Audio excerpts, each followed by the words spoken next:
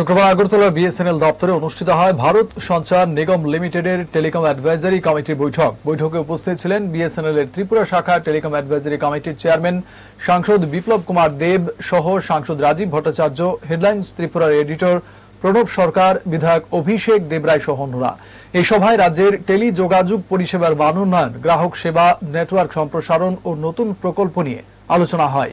BSNL কর্তৃপক্ষ জানান, গ্রামীণ ও শহরাঞ্চলে পরিষেবা উন্নয়নই তাদের অগ্রাধিকার।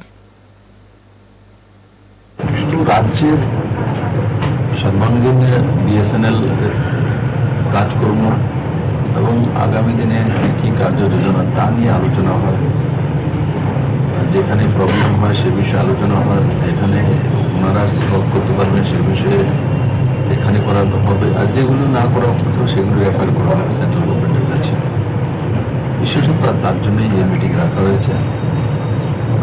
স্বাভাবিকভাবে জনপ্রতিনিধির সঙ্গে যে কানেকশন, জনপ্রতিনিধিদের কাছে সমস্যা আসে, আর বাকি যারা সরকারি ব্যবস্থায় সরকারি কর্মচারী অফিসার রয়েছেন এদের কাছে আসে, কিন্তু জনপ্রতিনিধিরা জনতার কাছে হারিয়ে যায়, সেখানে বিভিন্ন যা সমস্যা আছে তাদের অবগত থাকে। আর এই মিটিংগুলোতে সেগুলো আসে, আর সেগুলো নিয়ে বিস্তারিত আলোচনা হওয়ার পর যেগুলো সমাধান করার মতো সেগুলো সমাধান করা, যেগুলো এখানে করা যেতে পারে সেগুলো সেন্ট্রালে রেফার করা, তার জন্য মিটিং।